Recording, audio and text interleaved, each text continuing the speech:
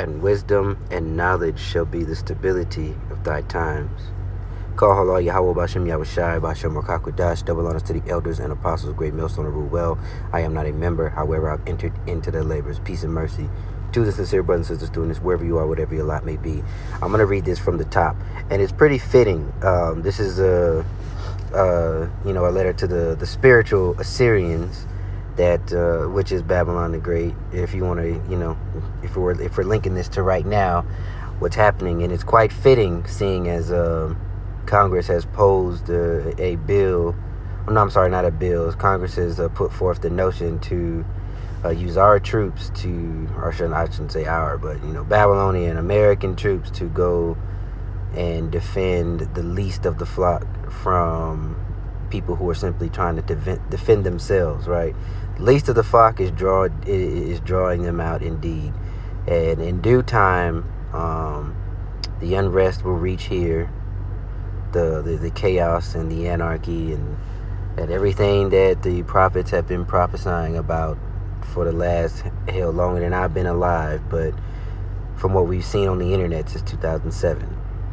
Right, all of that will be on its way. So while everything is unstable around you, it is imperative that within the inner man, your faith is intact, your integrity is intact, your belief on Yahweh Shai, whom Yahweh has sent or is sending, returning, right?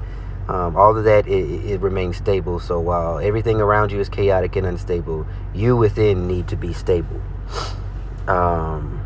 So let's read it from the top, because it's pretty fitting. Woe to thee that spoilest, and thou was not spoiled. Okay, Babylon, or the modern day Assyrian, has embassies and little tentacles everywhere, all over the place throughout the world, and they have done a lot of dirt all over the place throughout the world. So people, these other nations, are going to want their get back, and they'll get it. And dealest treacherously, and they dealt not treacherously with thee. When thou shalt cease to spoil, thou shalt be spoiled. And when thou shalt make an end to deal treacherously, they shall deal treacherously with thee. O Lord, be gracious unto us. We have waited for thee, but be thou their arm every morning, our salvation also in the time of trouble. At that noise of the tumult, the people fled. At lifting up of thyself, the nations were scattered. And your spoil shall be gathered like the gathering of the caterpillar. And as the running to and fro of locusts, he shall run upon them. The Lord is exalted, for he dwelleth on high. He hath filled Zion with judgment and righteousness. And here's our point. And wisdom and knowledge shall be the stability of thy times, and the strength of salvation. The fear of the Lord is his treasure. Add a small backstory that if you want to check out, the reason why I say it is fitting with Iran. So in the late 40s, early 50s, a lot of these things kind of stemmed from World War II or post-World War II. Britain had his hand, and the Soviet Union had his hand in invading Iran. And America also kind of, of course, did their thing. And under Kermit Roosevelt, he's responsible for the coup attempt in Iran, or not really attempt, the coup in Iran, in installing a puppet leader that, basically the U.S. was able to funnel and siphon all kind of resources, especially oil. Iran has a huge oil reserves, and eventually the people took their stuff back. They took everything back. They nationalized their oil and made it about them. So whenever America paints somebody in a bad light, Iran, North Korea, these other nations, and saying that they're bullying, they want to kill us, they want to come over here and they want to kill us, it's, as usual, it is disingenuous, because there's a reason why America wants to paint certain nations in a bad light, and simply they don't tell the whole story. But that's what a devil does. Okay, they throw their hands and they hide their. Oh, I'm sorry, they throw rocks and hide their hands, and there's a long history between Iran and Babylon the Great, just as well as history with Israel and the Ishmaelites that are in the land, but it's not theirs either. Just like the history didn't start on October 7th, of 2023. A lot has gone on. So that's just a quick backstory. Again, you can look up Kermit Roosevelt and the Iranian coup. You can do that on your own, okay? So as I was saying before, back to the original point, just as everything is going to be chaotic around you, within you needs to be completely in order. I mean, as much as you can, all right? Chaos without, peace within. And we have that because we understand these scriptures.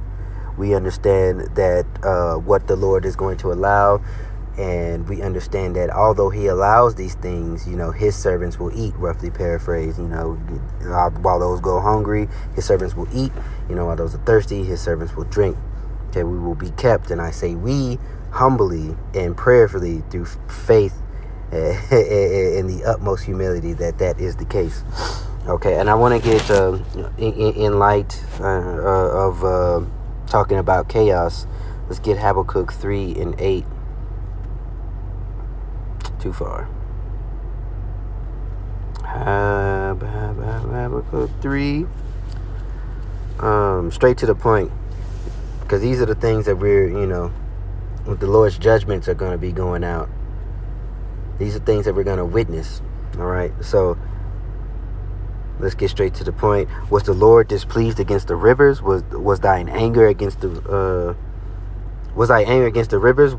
Was thy wrath against the sea, that thou didst ride upon thine horses and thy chariots of salvation? So, the craziness of the weather, the craziness of of the people, everything is about to be turned upside down and on its head. You still have the mandatory implementation of the MOTB, or the mark of the beast. That is that implantable device that will allow you to buy and sell and house all of your information, so you can go to and fro throughout this beast system.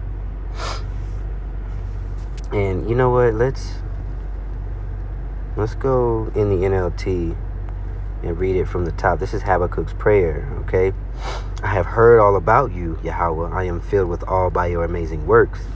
In this time of our deep need, help us again, as you did years gone by, right? And that is, what we're looking at. Lord, you took care of our ancestors. You took care of our forefathers in their captivity. There was always a remnant. And just as the remnant then was cared for and kept, we pray that we are of that remnant today that will be cared for and kept. All right. And in your anger, remember your mercy. And that is another thing we need to pray.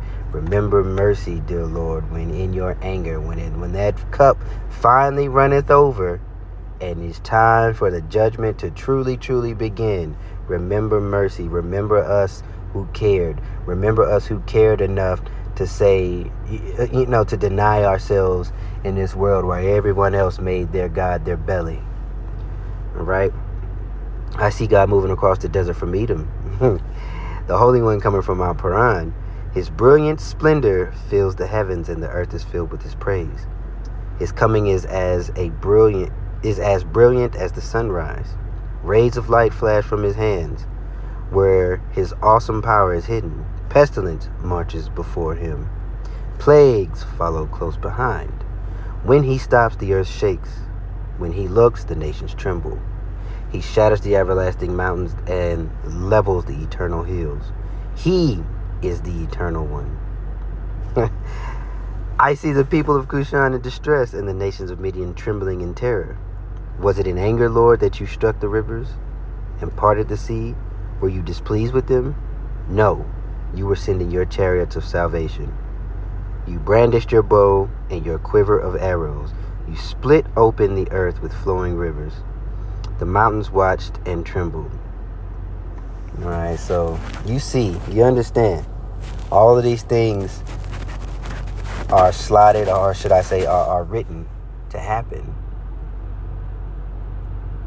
So in the midst of the chaos, the chariots come, death all around, famine, pestilence, rabid Edomites, because just as London is in chaos, and I believe that they've already established a level like of curfew or some sort, or a level of martial law. They got racial real quick, and I said that in previous videos. These Edomites only need an excuse, even if it's an AI generated story, a lie. They only need something to go off of before they get racial.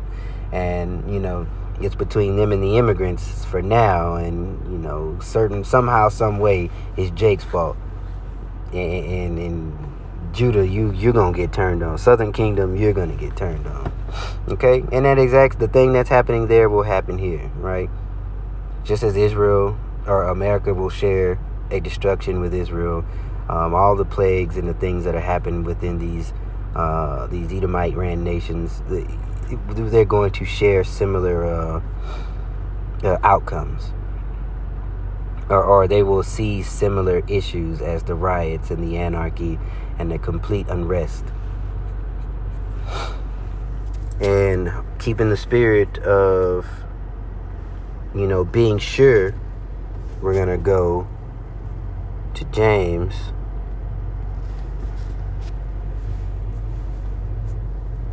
All right, and 1 and 4, because this is one of my favorite scriptures. I bring it out often. All right, so here we go. James 1 and 4, right? In the spirit of being stable, having wisdom and stability within, while chaos is going on without. But let patience have her perfect work, that ye may be perfect and entire, wanting nothing. If any of you lack wisdom, let him ask of God, or ask of Yahweh, that giveth to all men liberally, and upbraideth not, and it shall be given him. But let him ask in faith, nothing wavering, for he that wavereth is like a wave of the sea, driven with the wind, and tossed. For let not that man think that he shall receive anything of the Lord. Why? Because a double-minded man is unstable in all his ways. So it's imperative that, you keep your eyes single and you pray that prayer in the morning. You give thanks, you repent for whatever has some unknown sin that you may have done. You throw up your curses, and then you pray that you are kept throughout the day, and that your mind and eye be single. It's too late to be unsure. So I pray that this was edifying. And again, look up the history, with Kermit Roosevelt and the CIA coup. If you just type in Kermit Roosevelt in Google, I'm pretty sure that's the first thing that pops up. That's what he's most known for. So that's President, Teddy Roosevelt's son. And, maybe you can glean some knowledge and kind of, get a better understanding about what's going on the world stage. So with that being said, shalom.